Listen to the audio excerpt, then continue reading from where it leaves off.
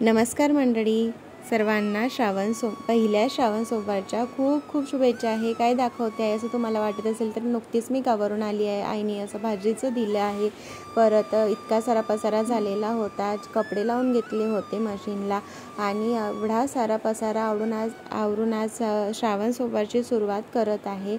फ्रीजवर paper टाकला कारण त्यावरचं जे टाकलेलं होतं कापड ते खराब झालं होतं आणि काही कपडे ओलसर होते, ते उन्हामध्ये वाळण्यासाठी टाकले आणि फरशी वगैरे स्वच्छ करून घेतली. घर स्वच्छ करून घेतलं. घराला उंबरठ्याला हळदीचं लेपन करून घेतलं. कितीही म्हटलं तरीसुद्धा हे काही केलं तरीसुद्धा हे काही माझ्याकडनं सुटत नाही. असं सणासुदीच्या दिवशी उंबरठ्याला लेपन केलं की घरामध्ये सुख शांती समाधान वाटते. असं स्वच्छ उंबरठा पुसून घेतला, त्याला हळदीचे लेपन केले आणि अशी स्वस्तिक काढून त्यावर हळद कुंकू वाहून पूजा केली. किती सुंदर वाटते ना, मनाला शांतीसुद्धा वाटते. अशा पद्धतीचं आपण नवीन काही केलं तर. नवीन नाही, हे मी हिरीला असतानाच म्हणजे तिकडची संस्कृती माझ्या अंगीकृत झाली असं म्हणायला काही हरकत नाही. तिची सवय मला अजूनही मोडता येत नाही. सणासुदीच्या दिवसात मी ह्या पद्धतीचं असं उंबरठा पूजन करतेच आणि आपल्या उंबरठ्याची पूजा करणे हे आपलं कर्तव्यच आहे. त्याने घरामध्ये सुख शांती नांदते, ती गोष्ट वेगळीच आहे. अशा पद्धतीने सुंदर रांगोळीसुद्धा काढून घेतली. ही मी डेली रांगोळी काढत असते, त्यामुळे अशा रेषासुद्धा फार सरळ यायला सुरुवात झाली. आधी ना मी खूप सुंदर रांगोळी काढायच्या, मधल्या पिरियडमध्ये रांगोळी वगैरे काहीच काढत नव्हते. नंतर मग हळूहळू अशा पद्धतीची रांगोळी काढायला लागली आहे. तर डेलीमध्ये तर आता बघा किती सुंदर पद्धतीने आता ती जमायला लागली आहे आणि मला ही एकच रांगोळी खूप आवडते.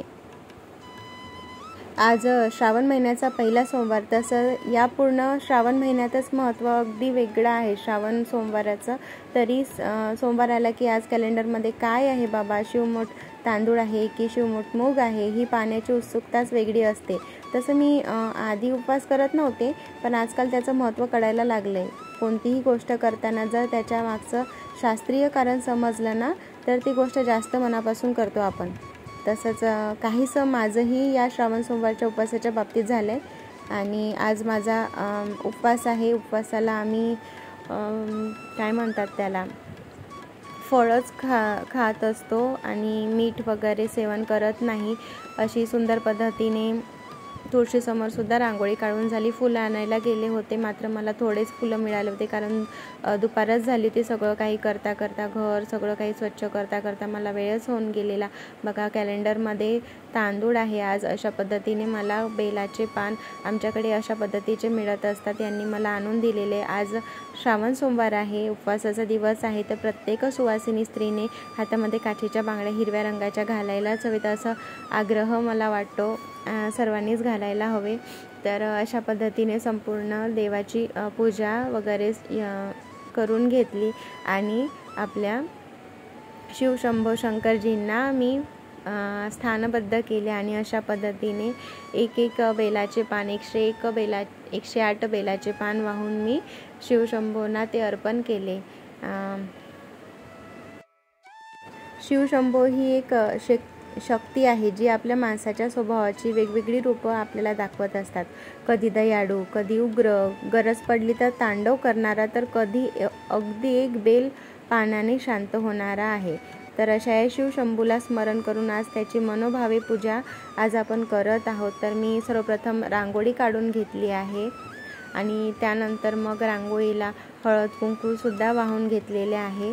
त्याच्यानंतर मग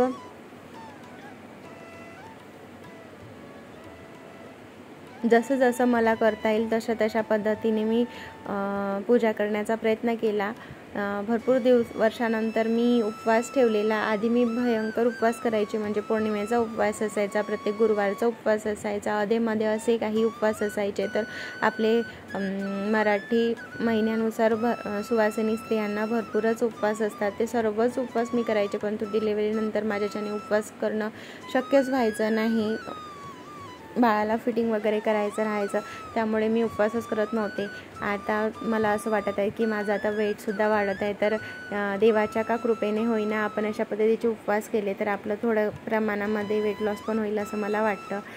सर्वप्रथम शंकरजीला स्वच्छ पाण्याने त्यांचा अभिषेक करून घेतला। त्यावर माझ्याकडे काही रुद्राक्ष आहेत, ते मी त्यांना अर्पण केलेत आणि मग अशा पद्धतीने शंकरजींना वस्त्र धारण करायचे असतात, मात्र त्यांना हळद कुंकू परिधान करायचं नसते। शंकरजीला पांढरे फुलं वाहायचे असतात आणि अशा पद्धतीने फूल वाहून घेतले।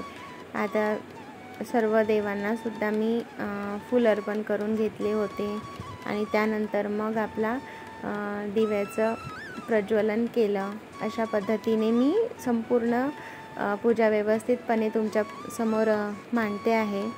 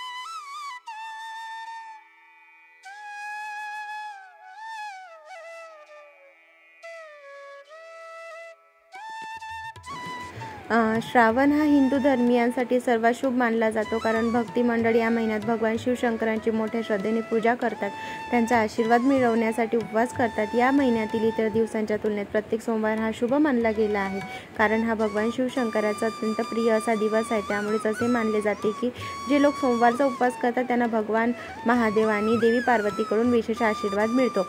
तशी श्रद्धा आणि विश्वाससुद्धा देखील आहे। आतापर्यंत आपण श्रावण सोमवारचे व्रत करतच आलेलो आहोत, तर अशा पद्धतीने माझी संपूर्ण सेवा संपन्न झाली आहे आणि शंकर भगवानजींना मी दूध अर्पण केले आहे। घरामध्ये जे साहित्य आहे तर ते सुद्धा मी भगवान शंकरांना अर्पण केले। आजी शिवमोठ तांदूळ होती तर ते सुद्धा देखील मी भगवान शंकरांना अर्पण करून मी त्यांच्याकडे मनोमन प्रार्थना केली आहे। तुम्ही सुद्धा अशा पद्धतीने पुढे या सोमवारी पूजा केली नसेल तर पुढील सोमवारी पूजा करू शकता तुम्ही, असं काही नाही आहे। त्यावेळी तुम्ही 108ने एक जरी बेलाचं पान वाहिलं तरी सुद्धा भगवान शंकरजींना ते मान्यच असते।